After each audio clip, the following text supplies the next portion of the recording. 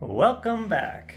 Well, let's first remember that I am not responsible for any of these ideas because we're going to have to talk about Freud, Oedipus Rex, and while we're diving into Aristophanes' play called The Clouds.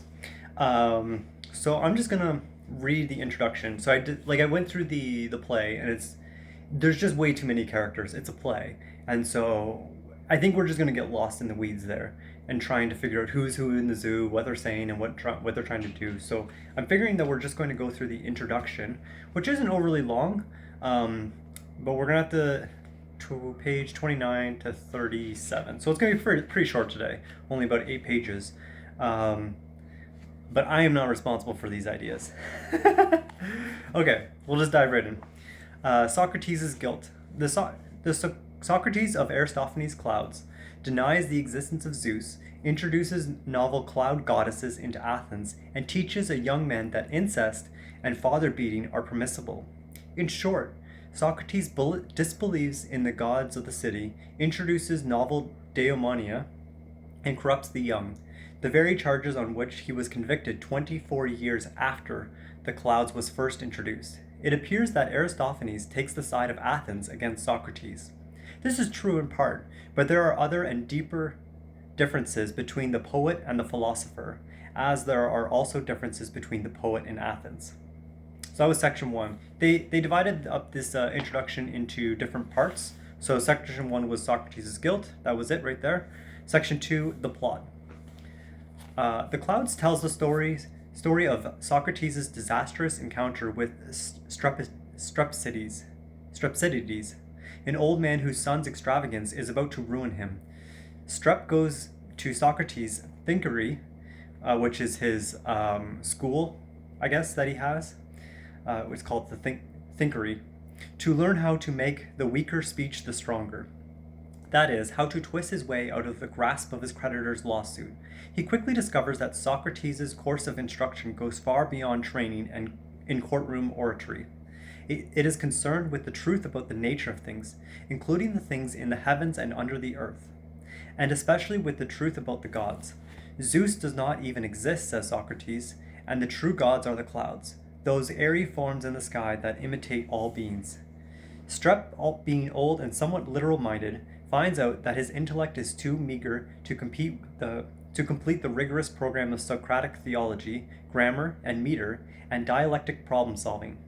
When Socrates refuses to have any further dealings with such stupidity, Strep compels his unwilling son, Philippides, to go in his place. Phil, I'm just gonna use the short form here. Phil turns out to be a star pupil. The old man is overjoyed to see that his son's newly acquired rhetorical skills will free him from his financial ruin. When his creditors come to collect their debts, Strep drives them away with contempt. Strep feasts his son at a banquet and celebrating their reconciliation, which is quickly disrupted, however, by a quarrel over poetry. Phil refuses to have anything to do with the old-fashioned songs and insists on reciting a tale of incest from the modern poet Euripides. When Strep objects, Phil beats him. The son justifies his outrageous conduct by appealing to nature, according to which it is just for the wise to punish the foolish for their own good. The father reluctantly concedes the point. However, when Phil proposes to beat his mother as well, Strep is shocked and refuses to hear another word. Probably the father suddenly realizes that the matter on which his son has just instructed him so violently, the permissibility of incest, could have real practical consequences within his family. Strep immediately reasserts his belief in Zeus, and then he angrily burns down Socrates' thinkery, urged on by the god Hermes himself. Strep's flirtation with Socratic atheism ends when he sees that he needs Zeus to maintain the integrity of the family. Okay, so I have a bit of notes here.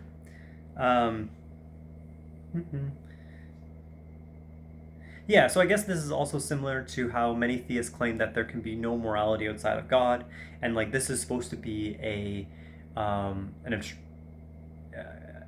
extreme situation whereby without these moral guidelines imposed by Zeus and the other Olympian gods, Socrates is just has fallen so far astray that he is now accepting things. And remember, this is all from Aristophanes' perspective, because this is not the Socrates from Plato's perspective.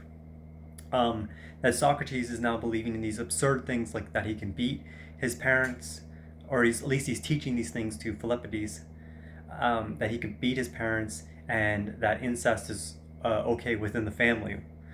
Outrageous. However, the same questions can be asked of religion. What was the Socratic? Oh, sorry. Yeah, was the sacrifice of Isaac, animals, and of Christ good things within themselves? Kierkegaard famously takes these questions on, specifically the sacrifice of Isaac, which a father sacrificing their son, and in this case, it's kind of flipping that narrative on its head. Which, I mean, to be fair, I'm not sure about the timelines of what was written first, but obviously, there's also, we're gonna have to get into the story of Oedipus Rex here as well, because this is also crucial to the story. But there's also questions of morality raised within religion as well. Okay, section 3. Is this the Socrates we know from Plato? It is tempting to assume, and many scholars do assume that Aristophanes' play is not really about Socrates, and that the poet attaches to the philosopher's name, quote, the characteristics that belonged to the sophists in general, but did not belong to Socrates, end quote. The sophists were just generally conceived of as great orators in the time, but really spineless in a lot of ways, from my recollection, that they just tried to make arguments in public, but didn't really stand for anything in particular, not like Socrates, which was actively trying to get to the truth of the matter, and is pursuing that truth, and is trying to demonstrate how people don't actually know the things that they claim to know. So there's a very clear difference, but to someone like Aristophanes, Aristophanes may not have seen Socrates as being all that different from the sophists. The assumption is convenient. Oh yeah, I'll read the quote again. The characteristic that belonged to the sophists in general, but did not belong to Socrates. This assumption is convenient because it allows one to avoid taking the clouds seriously as a critique of Socrates, but the resemblance between Aristophanes and Plato's Socrates are numerous and inescapable. First, unlike the sophists, Socrates in the clouds lived in utmost poverty and charges no fee for his instruction. Further, Socrates sometimes proceeds in his teaching in the manner familiar to us from Plato, beginning from the opinions held by the man he is talking to and drawing out their implications. For example, Socrates' proof that Zeus does not exist begins from Strepides' own experience with digestive disorders. In the clouds, as in Plato, Socrates leads one to self-knowledge, which at least in the first instance is knowledge of one's own ignorance. His instruction is in the form of short speeches, as in Plato, and not set-piece orations. The comparison of education to intuition into secret religious rites is found in Plato. Aristophanes even takes care that features peculiar to Socrates are mentioned: his barefootedness, his casting his eyes from side to side, his capacity to endure pain.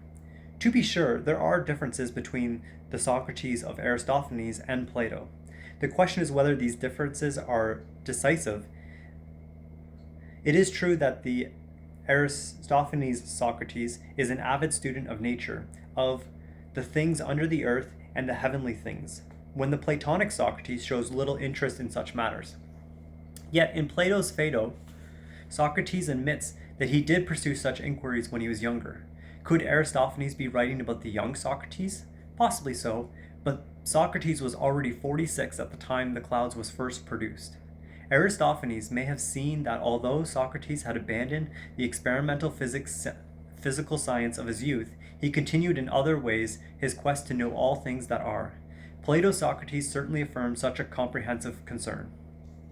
Aristophanes may have chosen to caricature the philosophic quest by portraying it in the trappings of natural science.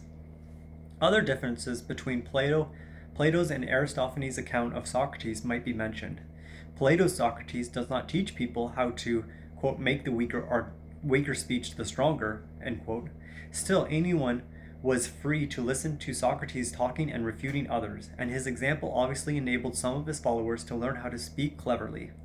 Further, the Platonic Socrates is a great defender of justice and piety, unlike the debunking Socrates of the clouds.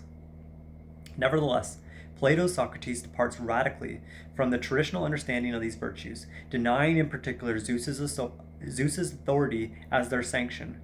Finally, Socrates in the clouds never discusses the soul, a prominent theme for the Platonic Socrates. We will return to this point in our discussion of Aristophanes' critique of Socrates. Section 4. The Aristophanic Socrates. Aristophanes' Socrates. In order to grasp Aristophanes' conception of Socrates, let us consider further the several points just mentioned. First, Aristophanes traces the roots of Socrates' distinctive perspective to his study of nature, from which Socrates believes he has learned that not Zeus but vortex is the first principle of all things.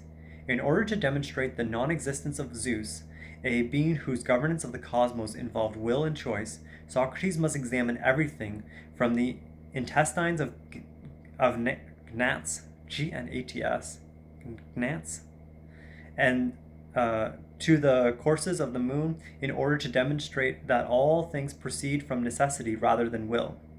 His way of life is therefore wholly devoted to knowing the truth about the whole. He cares nothing for money and reputation. He is a philosopher. But does Socrates not believe the clouds to be Zeus-like deities? He does tell Strepides to regard the clouds as gods. They are heavenly beings that imitate the forms of all things. Yet after Strep is taken indoors for instruction, Socrates never again refers to the clouds as gods. Instead, he speaks mostly of air and equivalents, as does Strep. Apparently, the teaching that the clouds are gods is part of Socratic exoteric introduction for beginners, a teaching which is modified or dropped during the indoor or esoteric instruction. As Socrates already implies in his discussion of rain and thunder, the truth is that the clouds are mere mist, subordinate to air or vortex, by which they are governed by necessity. Strep later swears by the mist, an expression he must have learned from Socrates during his indoor instruction.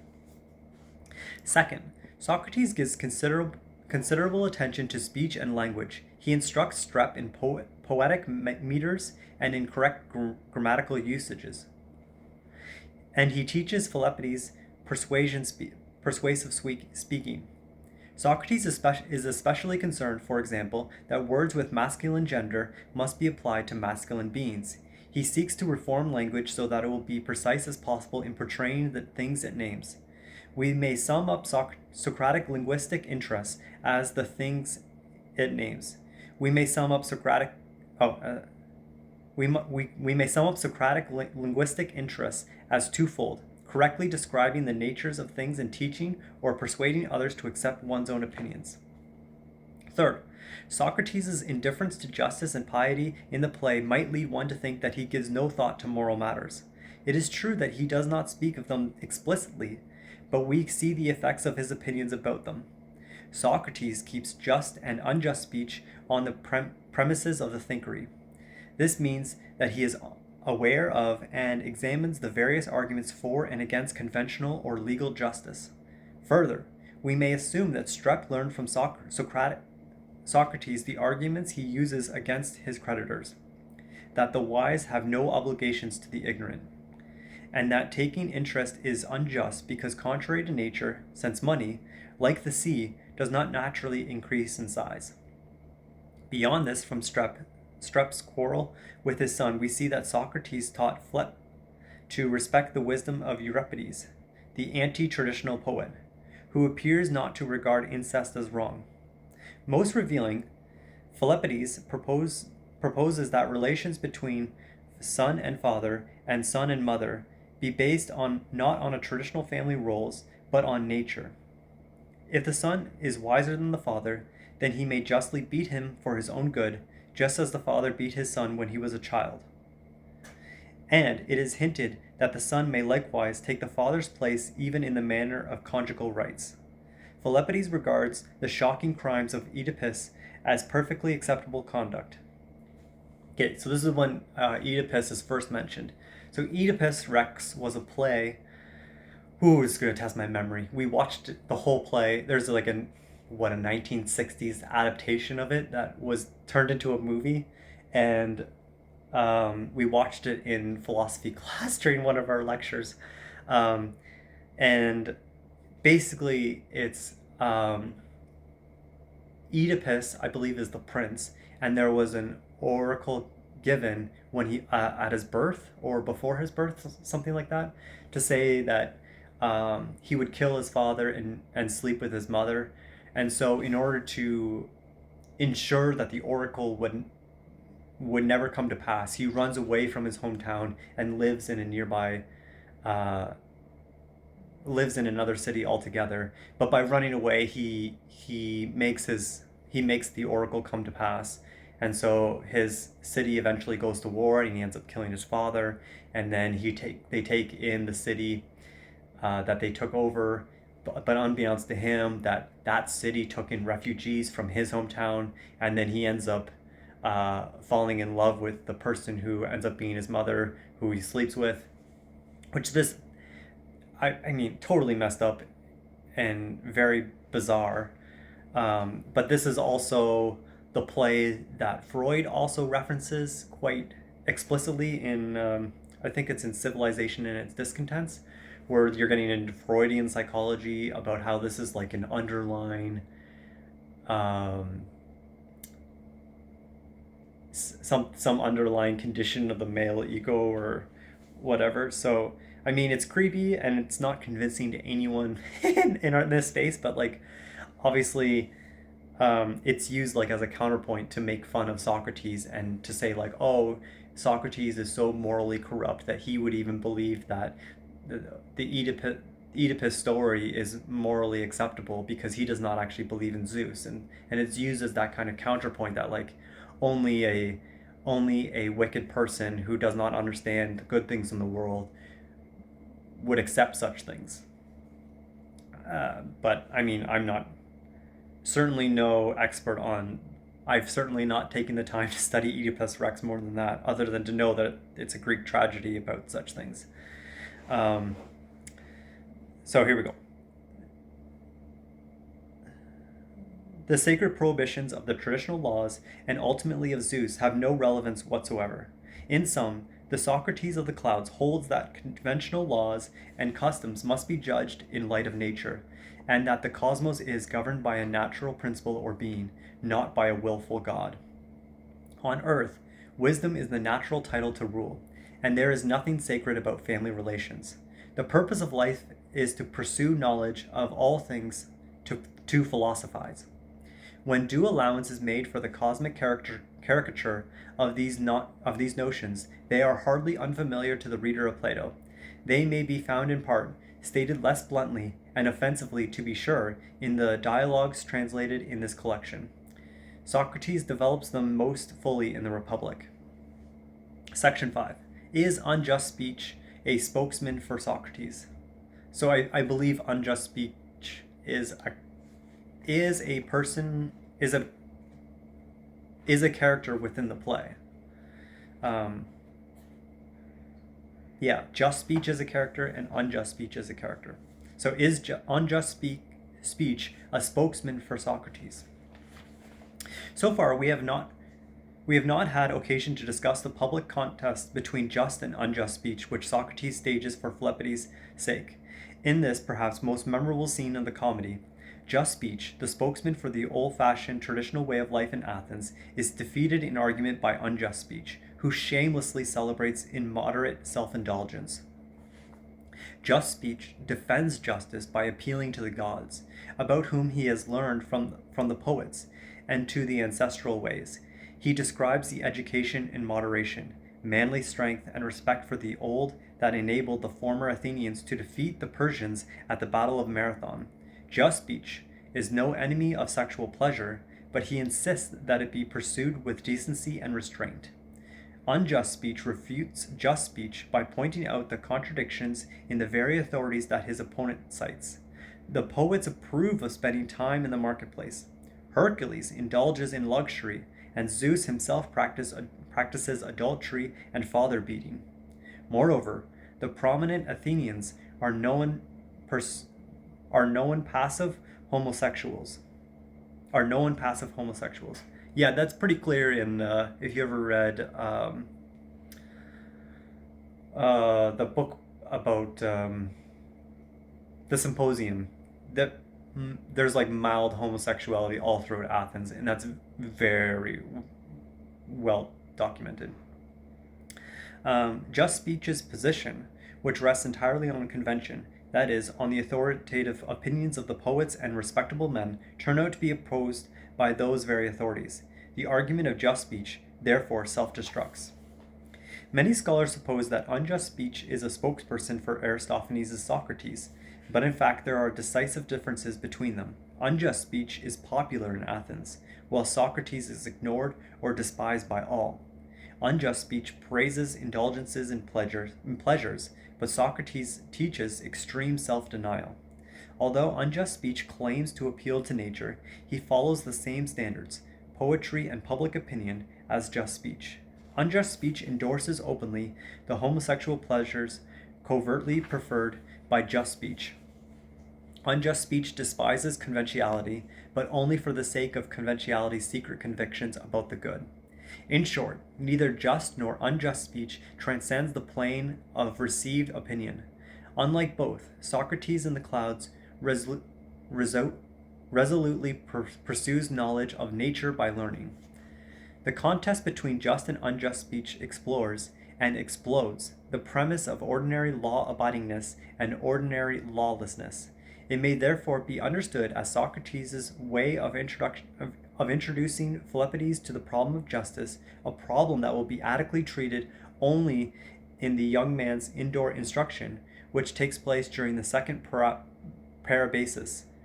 We see the results of the indoor instruction in Philippides' conduct during the remainder of the play. Section 6. Aristophanes' criticism of Socrates. The Clouds is our most outstanding surviving example of the ancient quarrel between philosophy and poetry for the title of wisdom. Aristophanes' bantering mockery of Socrates harbors a serious critique. We may sum this up under three heads. First, Socrates is ignorant of, or at least pays no attention to, the fundamental requirements of political life. This is especially evident in his attack on the foundations of the family. The prohibition of incest and of father beating, and the belief in the city's justice enforcing gods. Socrates needs the city for his students and his food, but he speaks and acts as though he had no such dependence. By keeping his head in the clouds and being self-forgetting, Socrates becomes not only self-destructive, but also dangerous to the community. Aristophanes is careful not to make the same mistake, although he is skeptical as Socrates about the conventional foundations of the community. Aristophanes praises justice and gives sensible advice to Athens and defends the family. So this play is called The Clouds because that's where Socrates' head is. He is completely aloof and Aristophanes is portraying him as aloof and unaware of his surroundings, and because his head is in the clouds, he has the potential to cause great damage to the city. Okay, so second, Aristophanes' portrays Socrates as a man ignorant of the human soul. Socrates overestimates the ability of men to think rationally, as is shown by his willingness to reveal his secret teachings to the ignorant Socrates also forgets the power of human love, especially of that love of one's own which centers upon wife and children. As a consequence of these two misjudgments, Socrates never grasps men's need for gods. That is, the primacy of the sacred in human life. For the gods are at once the preservers of what one loves and the common man's substitute for rational inquiry. Socrates strips Strepites of his belief in Zeus without giving him anything in Zeus's place but empty air. Okay, yeah, so that's another important point here.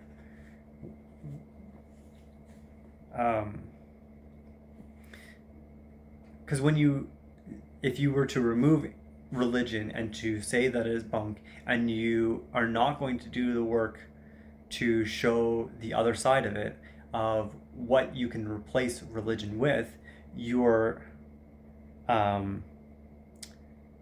just think about it in a modern context. Like, if you took away someone's core beliefs, someone's core religion, and just left them stranded, they're like a leaf blown about in the wind. Like, it could be a very isolating experience, especially if you have nothing to replace it with. And so so Aristophanes is clearly pointing this out as a critique of Socrates, because Socrates never really fully articulates a view on how to replace the gods in someone's life. And I think that's a really important point, that even people now are still, people talk about that quite frequently, on the damage that can have on other people. And some people are very timid to speak up about their beliefs, their non-belief in God, for that very reason, because it can lead to quite the existential dread, and to the that very isolating experience. Okay, back to the text. Aristophanes, on the other hand, never denies the existence of Zeus, even when he attempts, by means of this play, to introduce novel daemonia into the city. The clouds, too, always speak as though Zeus exists. They praise Socrates for his endurance and his respect for themselves, but never for his wisdom or judgment. Third, Socrates is ignorant of the truth about the gods. He misunderstands the clouds. As gods, they perform a double role. They are images of everything that exists, and they are indiscriminate patrons of all those who are talkers, such as poets, philosophers, sophists, and even oracle mongers. Their main appeal for Socrates is likewise twofold. As imitators of all beings, the clouds point to nature, Socrates' ultimate guide for knowledge and life. And as lovers of speech, the clouds point to correct philosophic speech, which represents or imitates accurately the nature of all things. Aristophanes' own understanding of the clouds is very different. In the Parabasis, at least, the leading cloud turns out to be the poet himself. It would seem then that Aristophanes endures the cloud's affirmation of all speech, whether true or false, so long as it be clever, sophisticated, or powerful. Such an attitude would not be altogether surprising in a poet who, in a certain respect, nothing affirmeth. Speech does not reveal nature. It is pure puffery, mist, smoke. Furthermore, the suggestion that the clouds' leader is a poet god may mean that the doctrine of nature and reason that Socrates teaches is in fact a creation, intended to become authoritative of innovating poets like Aristophanes and Euripides. The clouds, at any rate, are eager to become recognized as deities by the Athenians, as they already are by poets and sophists. As was mentioned, Socrates pays attention to the clouds only insofar as they are images of something real. He believes that he does not believe in them as gods, that is, as willful personal authorities. But if the clouds are poets or creations of poets, then the authoritative nature and rational speech that Socrates follows may be an illusion that he has come to believe as a result of poetic teachings. He may not be an atheist that he thinks he is.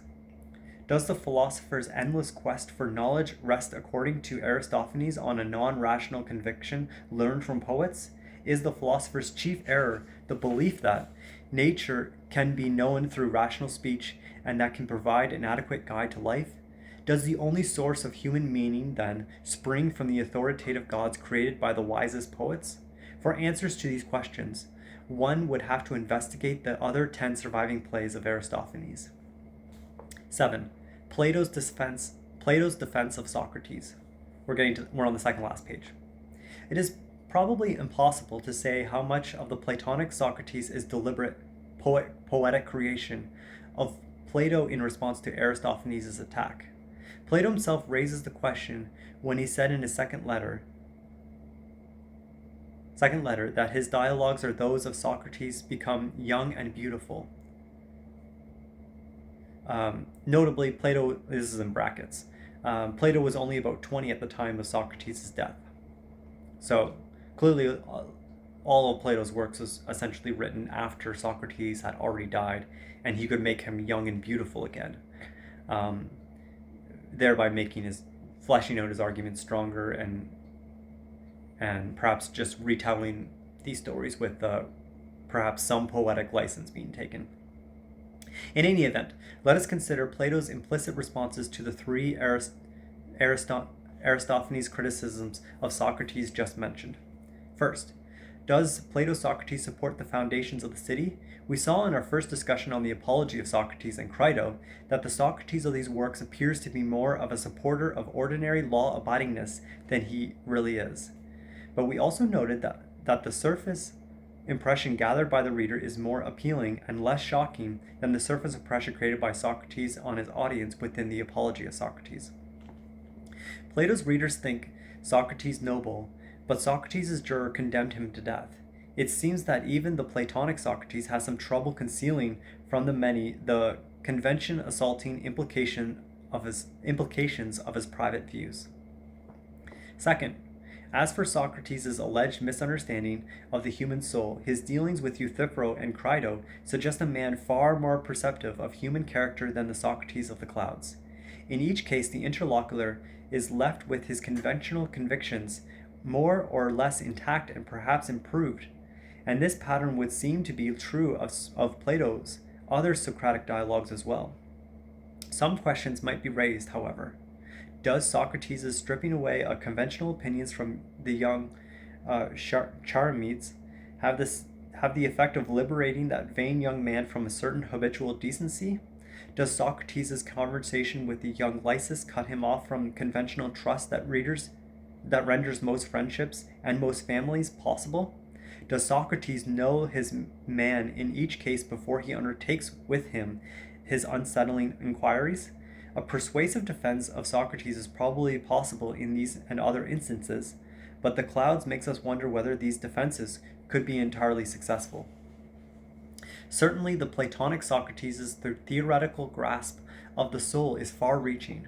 One need only think of the impressive psychology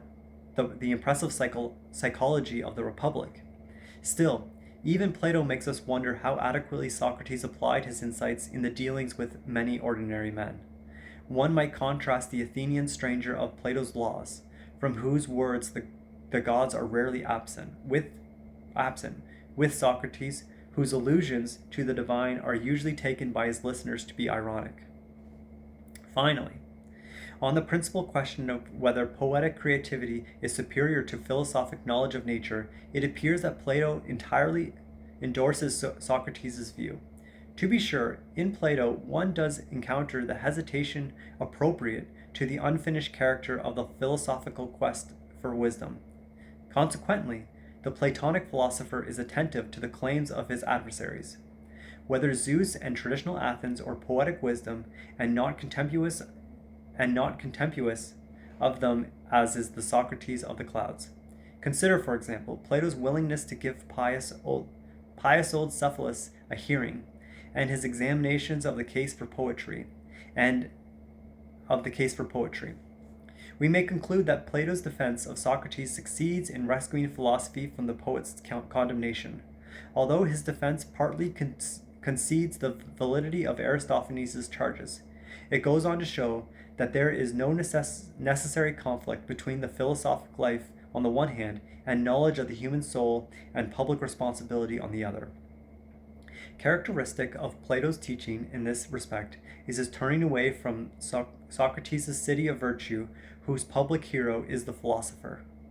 Instead, Plato put forward in his laws a regime in which authority was to be shared, under the rule of law, by moneyed men and commoners. In such a regime, philosophers could live and teach, and the public opinion of that regime could be formed by philosophic poetic writings, like those of Plato himself, addressed to a wide audience. And that's it. That is the part we're reading today. I mean, Oedipus Rex is certainly a jarring experience to not only read but watch in a play form. Um, and certainly Freud is an interesting character in and of himself. Um, but yeah, the tension between philosophy and poetic um, morality and conventions is really quite the interesting tension in general, where um, I think in the modern era, like trying to bring this back to something quasi relevant to our modern day. Like you have the conventions of religion, which are steeped within our Western traditions, like um, say even just going to church, or how religion influences politics or the way society was originally formed, like our political institutions were originally formed.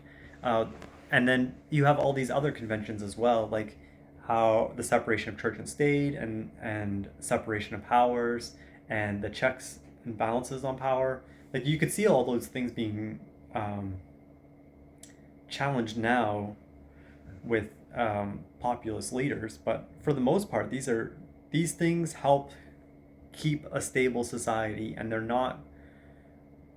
It's not necessarily in conflict with.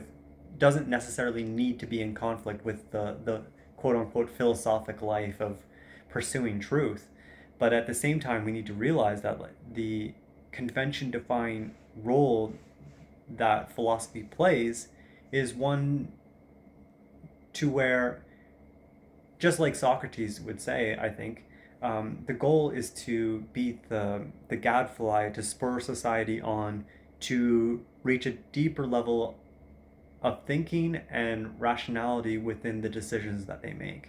And I think that is really the goal of philosophy in general, is to challenge assumptions and conventions and poetic wisdom to try to reach a deeper, better truth, or a deeper understanding of the situations or problems with that are currently at play within society. And I think that's really where that's how I would characterize the difference between Aristophanes and Socrates, and their approach to life in general. Certainly, if we had an entire society of Socrates where everyone was trying to defy conventions and everyone was trying to undermine these traditions, or poetic uh, the poetic senses of morality, like we can call like poetic senses of morality, say like um, nice notions that are like say present in society, like oh, turn the other cheek, love thy neighbor. These are obviously really nice things and are not in conflict with, do not necessarily need to be in conflict with society, but it's problematic when certainly when the poetic morality tries to undermine the philosophic or rational way of approaching life, if that makes sense. And so that's where I think, like, if one tries to usurp the other, then I think there could be, that's when you really get your contentious um, debates. But anyways, that's it for today, and we'll finish it there. Cheers.